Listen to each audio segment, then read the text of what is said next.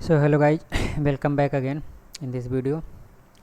So last video में हमने exercise 4.2 को सॉल्व किया था डिटेल में। इस एक्सरसाइज के बाद बुक में जो क्लास 10th NCERT मैथमेटिक्स की बुक में जो आगे का कॉन्सेप्ट है एक्सरसाइज 4.2 के बाद का कॉन्सेप्ट वो हम समझते हैं। तो आगे जो है कॉन्सेप्ट वो नेचर ऑफ द रूट्स के बारे में है, राइट।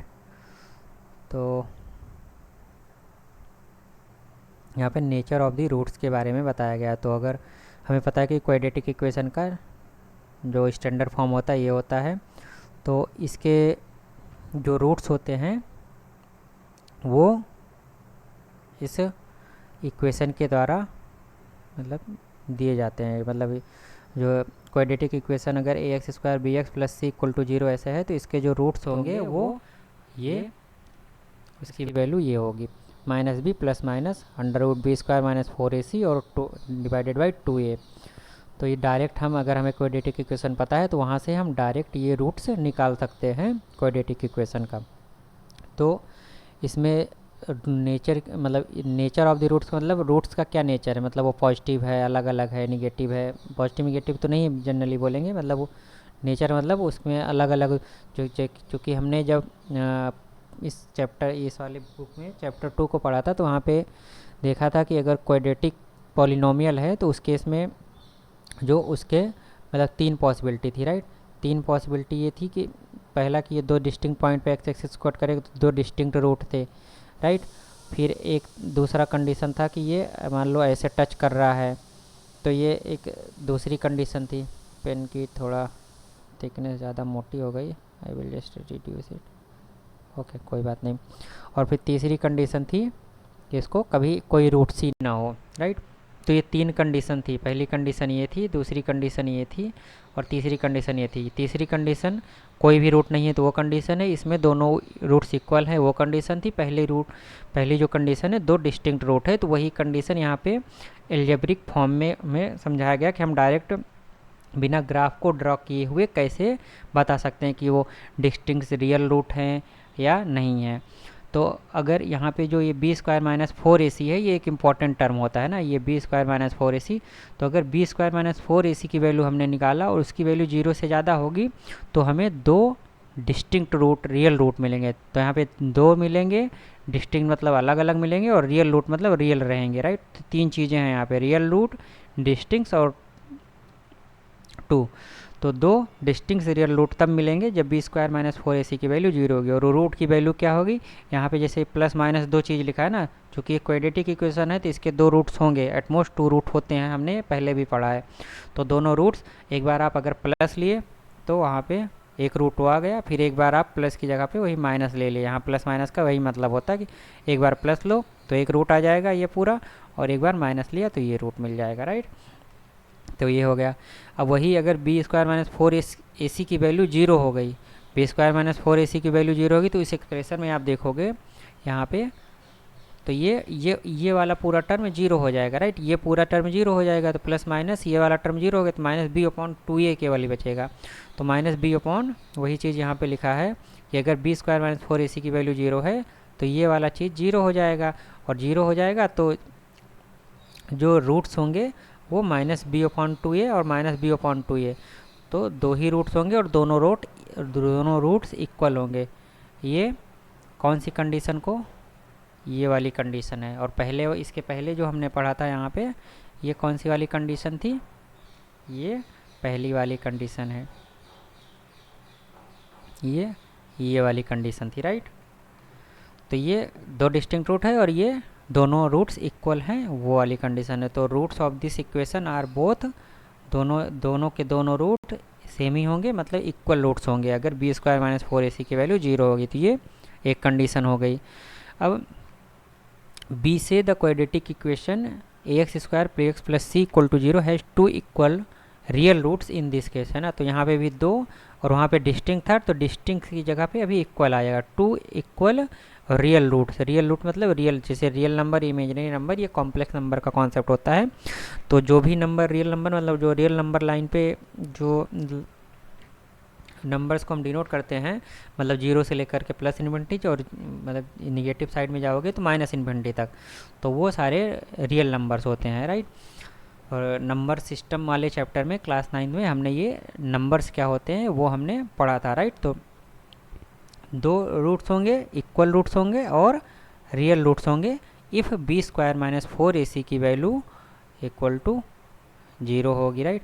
फिर तीसरा कंडीशन ये दिया गया है, तीसरा कंडीशन दिया कि if B square minus 4ac की वैल्यू लेस देन 0 है, तो ये तीसरी कंडीशन ये वाली हो गई कि बी स्क्वायर माइनस 4ac की वैल्यू लेस देन 0 है, then there is no real number, कोई भी ऐसा रियल नंबर होगा ही नहीं whose square is B square minus 4ac, right.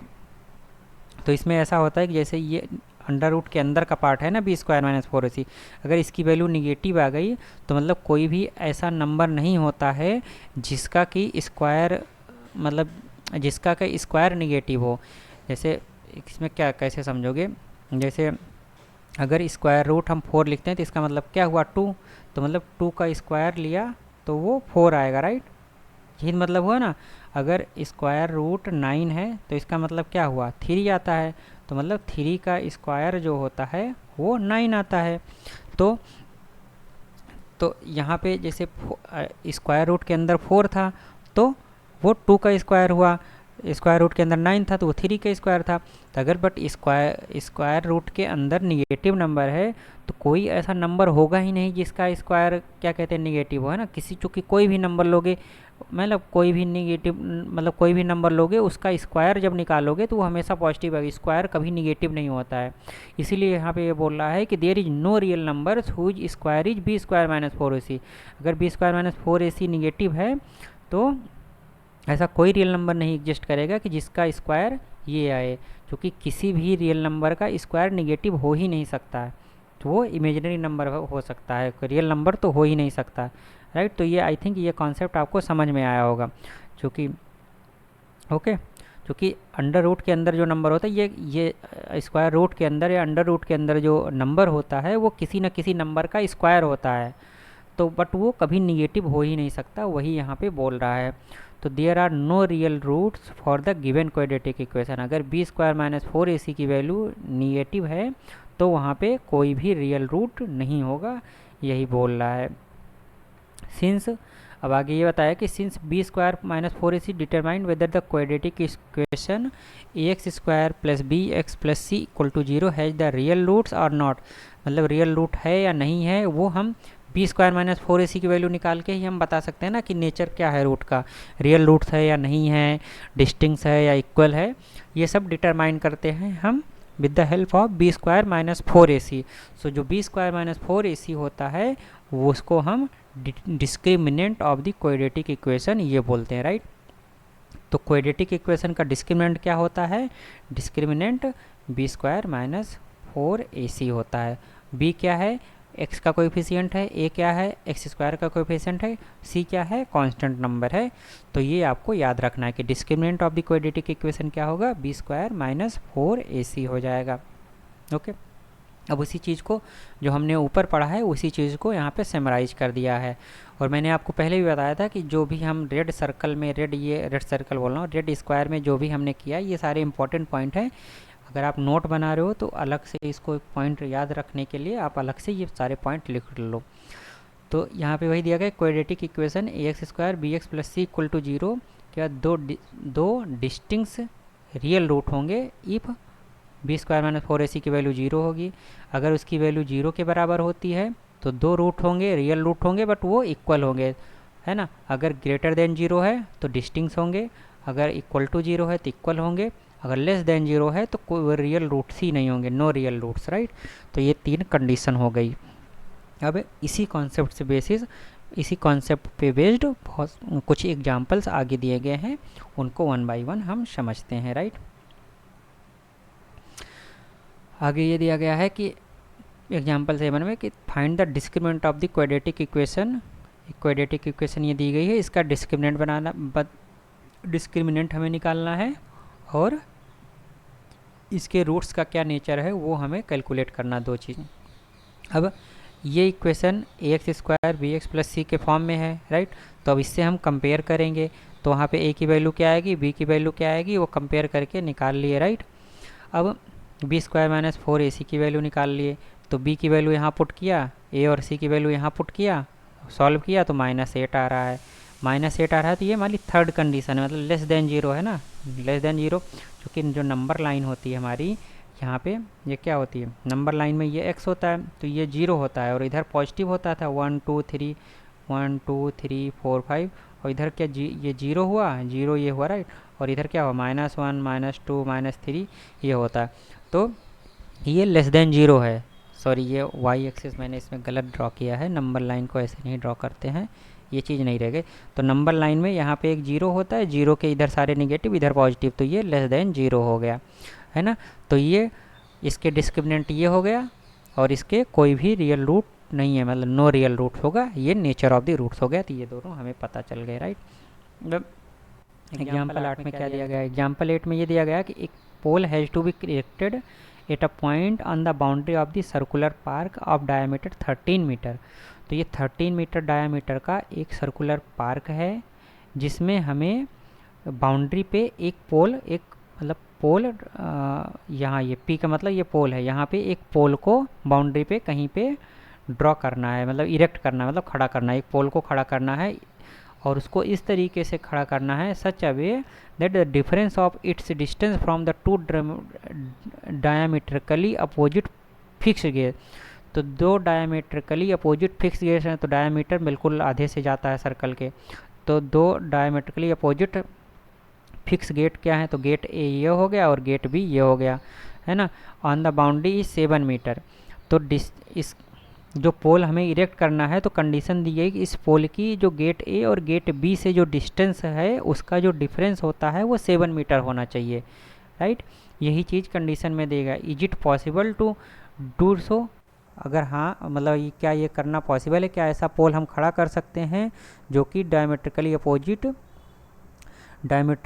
Opposite दो गेट से अगर उसकी डिस्टेंस लिया जाए तो उसकी डिस्टेंस का जो डिफरेंस होता है वो 7 मीटर आए। तो क्या ऐसा एक पोल हम खड़ा कर सकते हैं, अगर हाँ तो at what distance from the two gates should be the pole be erected. तो गेट से कितने डिस्टेंस पे ये पोल इरेक्ट होना चाहिए। तो मतलब अगर पोल यहाँ पे कहीं इरेक्ट कर रहे हो तो ए से कितनी डिस्टेंस होगी, वो ए पी हो गई, बी से कितनी डिस्टेंस हो गई पोल की, बी पी हो गई। तो हमें ए पी और बी पी की वैल्यू निकालनी है, राइट। और डायमीटर 13 मीटर दिया गया, तो ये 13 मीटर ऐसे दिखा दिया गया है, ओके।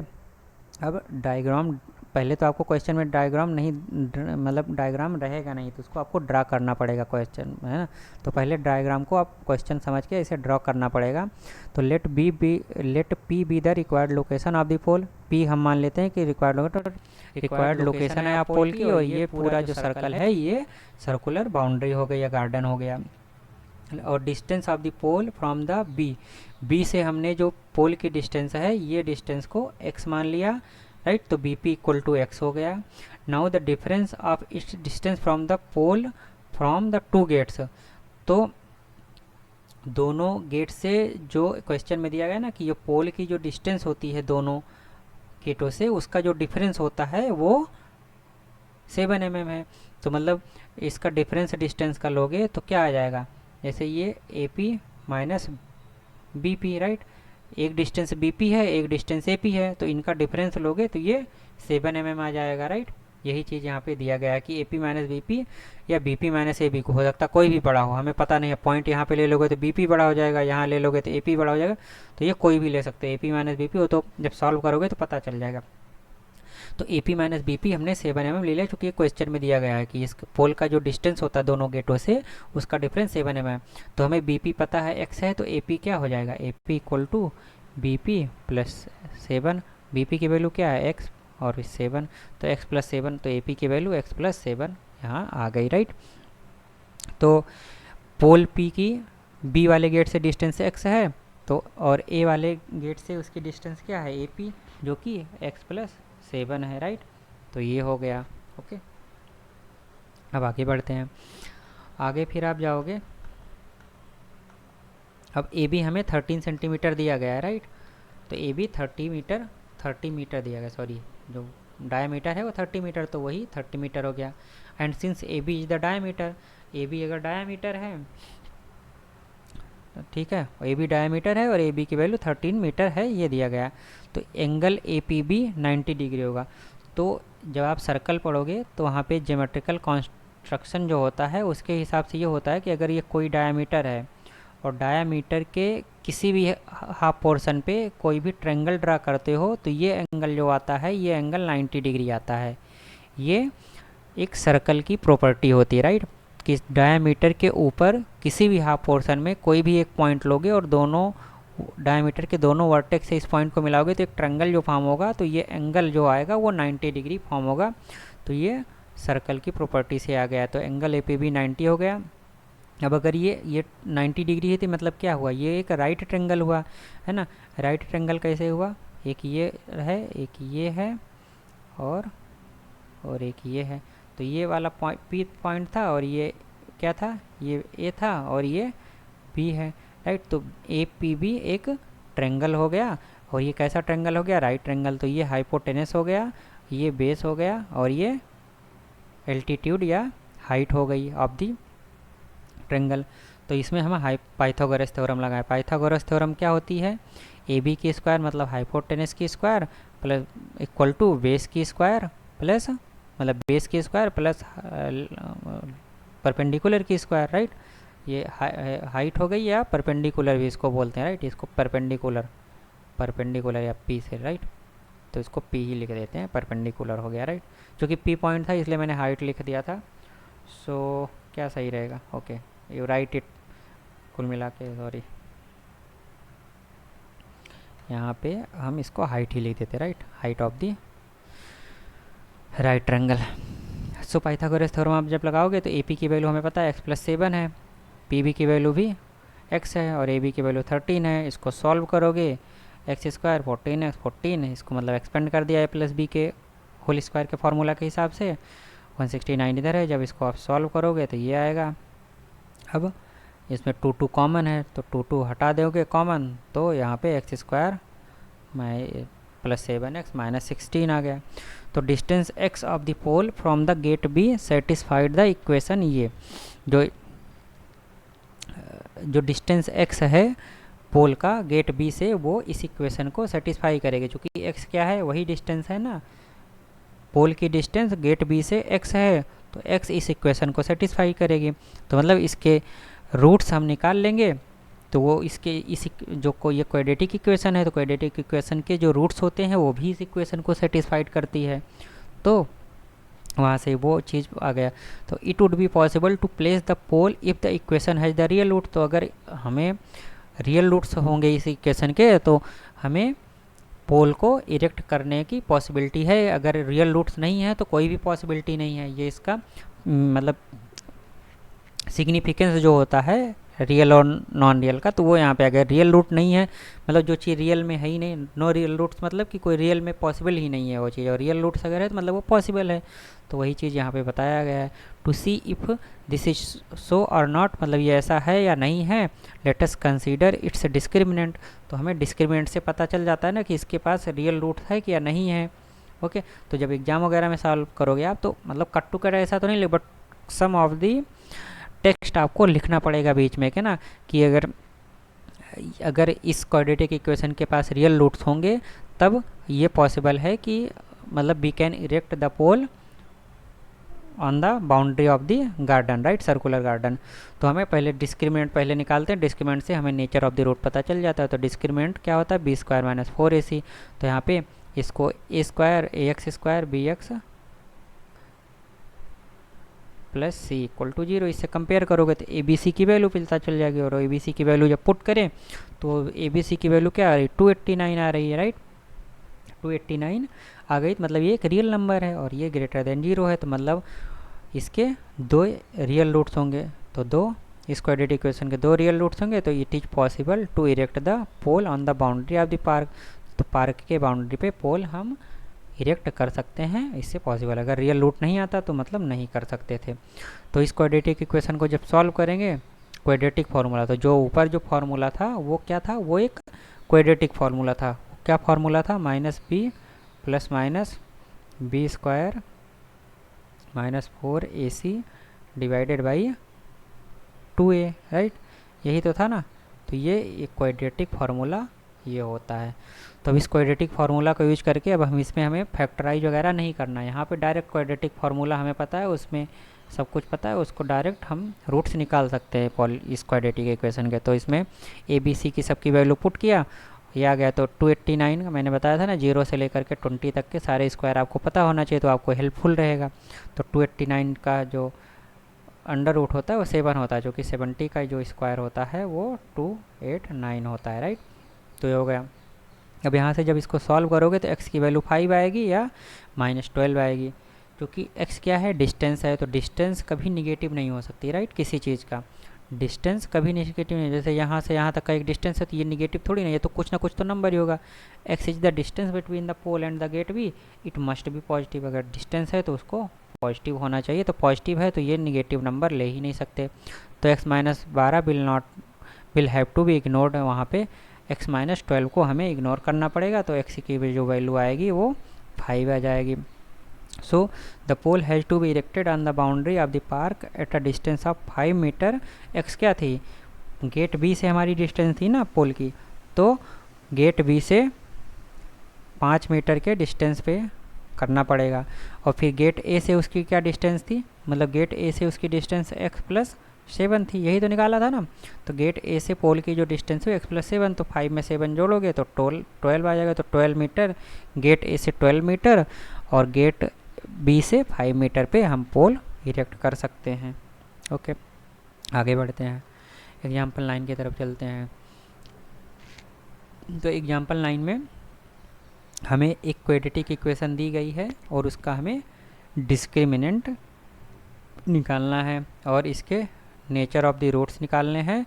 अगर find them if they are real, अगर वो रूट्स रियल हैं तो हमें उनको निकालना है और इसका डिस्क्रिमिनेंट निकाला। तो इसका पहले ax² bx plus C equal to 0, इससे आप कंपेयर करोगे तो ए बी सी की वैल्यू मिल जाएगी, राइट।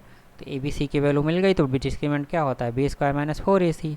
इसमें ए बी सी की वैल्यू पुट किए, वो 0 आ गई। अब हमने ये पढ़ा था कि अगर डिस्क्रिमिनेंट की वैल्यू 0 है तो 2 इक्वल रियल रूट्स होंगे। तो ये चीज़ आप याद रखना, ऐसे मत लिख देना इक्वल रूट, 2 इक्वल रूट्स, है ना, 2 रियल रूट्स, ऐसे नहीं। तो जो ये चीज़ लिखा 2 इक्वल रियल रूट्स या 2 डिस्टिंक्ट रियल रूट या नो रियल रूट्स, तो ऐसे आपको तीनों चीज़ नेचर ऑफ द रूट में लिखना है। अब 2 इक्वल रियल रूट्स होंगे तो मतलब वो -b/2a -b/2 वही होंगे, हमने वही पढ़ा था, क्योंकि डिस्क्रिमिनेंट की वैल्यू 0 है ना। तो वहाँ पे -b/2a ही केवल आएगा। तो b/2a निकालोगे तो 1/3 ये दोनों रूट्स आ गए हैं। ओके, सो ये एग्जाम्पल हो गया।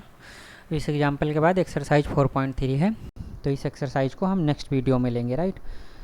और लास्ट में, चैप्टर के लास्ट में समरी दी गई, तो समरी को एक बार हम जस्ट रिकॉल कर लेते हैं हमने क्या क्या पढ़ा। तो सबसे पहले हमने चैप्टर के स्टार्टिंग में क्वाड्रेटिक इक्वेशंस, एक minute, where is my cursor, okay here. तो चैप्टर के स्टार्टिंग में हमने पढ़ा कि quadratic equation in one variable क्या होता है, उसका स्टैंडर्ड फॉर्म क्या होता है, वो सब चीज़ें पढ़ा। फिर हमने क्वाड्रेटिक इक्वेशन के रूट्स क्या होते हैं वो सब की चीज़ों के बारे में पढ़ा। फैक्टराइजेशन मेथड से उनका फैक्टराइजेशन मेथड से उसके रूट्स कैसे निकालते हैं वो फिर पढ़ा। उसके बाद क्वाड्रेटिक फार्मूला है, ये फार्मूला जो है वो क्वाड्रेटिक फार्मूला होता है जिसमें डिस्क्रिमिनेंट यूज होता है, तो उसके बेसिस पे भी रूट्स कैसे निकालते हैं, एक हो गया। तो एक होता है कि एक हमने 2 तरीका पढ़ा ना क्वाड्रेटिक इक्वेशन के रूट निकालने के। एक हो गया कि फैक्टराइजेशन मेथड, जिसमें कि हम मिडिल टर्म को फैक्टराइज करते थे दो टर्म में, और फैक्टराइजेशन मेथड पे उसको लीनियर फैक्टर में कन्वर्ट करके हर एक लीनियर फैक्टर को 0 करके x की वैल्यू निकालते थे, वहाँ से रूट पता चल जाता है। फिर अभी इस वीडियो में हमने क्या पढ़ा कि एक क्वाड्रेटिक फार्मूला होता है, उस क्वाड्रेटिक फार्मूला को डायरेक्ट यूज करके उस रूट्स को निकाल सकते हैं अगर वो रियल रूट्स हैं। और नेचर ऑफ द रूट्स के बारे में हमने पढ़ा कि मतलब रियल डिस्टिंक्ट रियल रूट होंगे या इक्वल रियल रूट होंगे या कोई रूट नहीं होगा, ये सब भी हम कैसे पता कर सकते हैं, जस्ट बाई क्वाड्रेटिक इक्वेशंस के मतलब उसके जो कोएफिशिएंट होते हैं उसको यूज कर करके। तो ये सब चीज़ें हमने पूरा पढ़ा इसमें, राइट। तो ये क्वाड्रेटिक इक्वेशन से रिलेटेड सारे कॉन्सेप्ट हैं। तो नेक्स्ट वीडियो में हम एक्सरसाइज 4.3 को सॉल्व करेंगे। Okay okay, thank you very much. Please like and share and subscribe my channel. Okay, thank you very much.